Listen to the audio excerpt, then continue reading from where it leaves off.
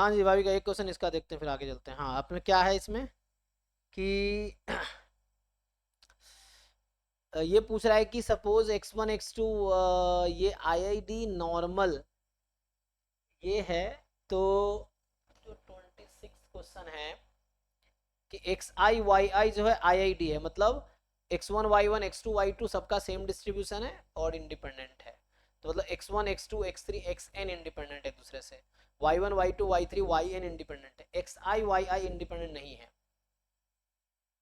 क्योंकि है ना, ये बोल रहा है ना xi yi हैज नॉर्मल 0 0 1 1 0 0 1 1 और रो। ठीक है, तो ये हमारे पास है। सो इसके बाद पूछ रहा है कि जहाँ ठीक है रो तो कोरिलेशन कोएफिशिएंट है, i1 y2 in be the random permutation of set this. तो मतलब यही है कि देखो जैसे 1 2 कहने का मतलब ये है कि समझो ये जो सेट है 1 2 अप टू n और ये सेट है i1 i2 in। इसका मतलब है कि इन्हीं n नंबर्स को रैंडमली असाइन कर दिया कोई। एग्जांपल के लिए 1 को i2 वैल्यू दे दिया, 2 को i1 नाम दे दिया, n को i3 दे दिया, इस तरह कुछ ऐसा रैंडमली असाइन कर दिया वैल्यू। ठीक है, सो क्या कहना चाह रहा है, देन डिफाइन tn। अच्छा tn क्या है? सो tn जो इसने डिफाइन किया है कि 1/n summation j from 1 to n, so j from 1 to n xi y ij I suffix j। अच्छा xj, एक मिनट, ओ यहाँ पे j है ना इंडेक्स, सो यहाँ xj into Y I J हो गया। सो tn जो है 1/n summation xj into Y I J है। ओके, तो खोलोगे तो मतलब ऐसा हो गया कि 1/n जब तुम x1 रखोगे सो xi1, ऐसे ही x2 तो xi2 एंड सो ऑन। ऐसा हो सकता है xn सो xin। सो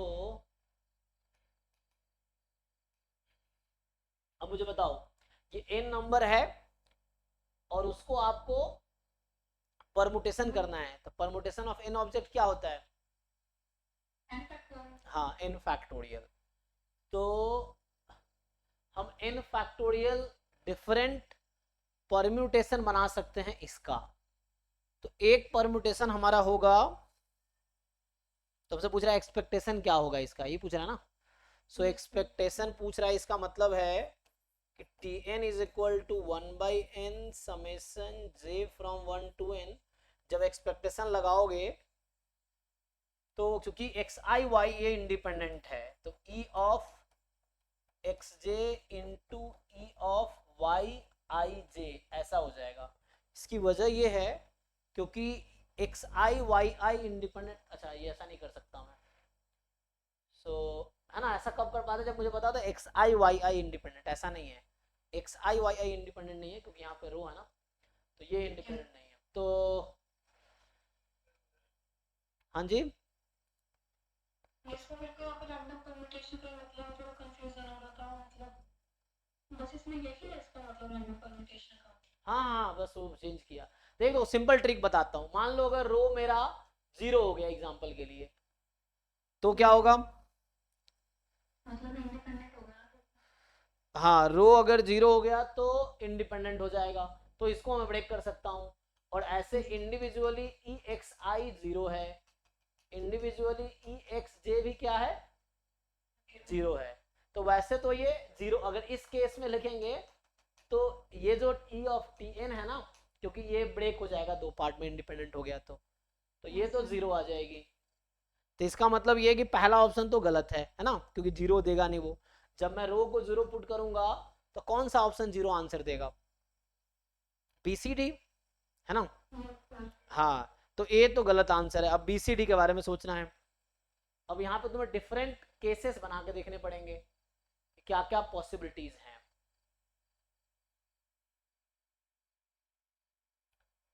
तो क्या क्या पॉसिबिलिटीज हैं देखो, मीन तो इंडिविजुअली 0 है, बट तुम्हें देखना है प्रोडक्ट।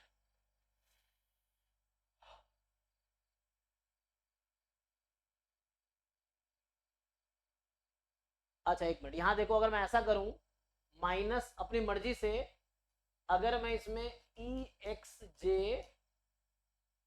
और इंटू ई एक्स आई जे मल्टीप्लाई कर दूं, तो इसकी वैल्यू कितनी है इंडिविजुअली, वहां से क्यों बताओ, ये डिस्ट्रीब्यूशन दिख रहा है ना, तो ईच एक्स आई का मीन 0 है, ईच वाई आई का मीन 0 है। तो मैं अगर ये लिख दूं तो कुछ भी गलत नहीं है ना इसमें, कुछ भी गलत नहीं है। सो ये किसके इक्वल आ गया,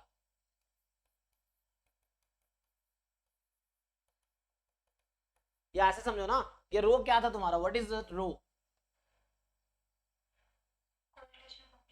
हाँ कोरिलेशन कोएफिशिएंट है किसके बीच, एक्स आई वाई आई के बीच, एक्स आई और वाई आई के बीच, है ना।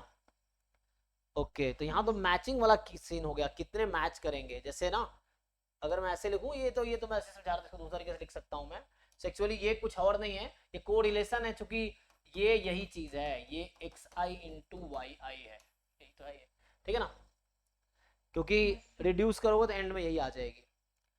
अब यहाँ तुम्हें पता है क्या समझना पड़ेगा, कितनी मैचिंग हो रही है, मैंने बोला इसको ओपन किया था अभी, सो कितनी मैचिंग हो रही है उतनी बार, देखो j बराबर 1 to n है, तो जैसे ये था ना कि e of x1 x i1,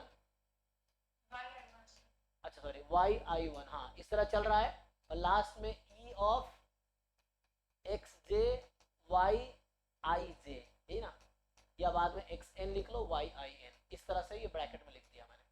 मैं ही बोल रहा हूं कि एक केस हो सकता है कि आइडेंटिटी परम्यूटेशन, आइडेंटिटी मतलब ऑल एन एन मैच हो गया, मतलब समझो पहला परम्यूटेशन है कि 1 1 पे गया, 2 2 पे गया, 3 3 पे, 4 4 पे, n n पे, तो इस केस में मीन क्या आ जाएगी,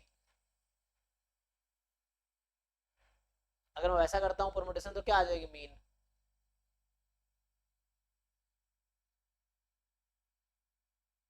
समझेगा तुम, समझे नहीं, देखो i1 इज 1, i2 इज 2, तो ये i1 1 हो जाएगा, तो ये हो जाएगा e ऑफ x1 y1, फिर आ जाएगा xn yn, तो x1 y1 तो रो ही हो गया ना, तो ये रो ऐड हो जाएगा n टाइम, तो इस केस में तो डायरेक्टली ये तुम्हारा जो आ जाएगा, समझ यहाँ केसेस हैं, समझ रहे हो, यहाँ पे तुम्हें टोटल प्रोबेबिलिटी टाइप का लगाना पड़ेगा।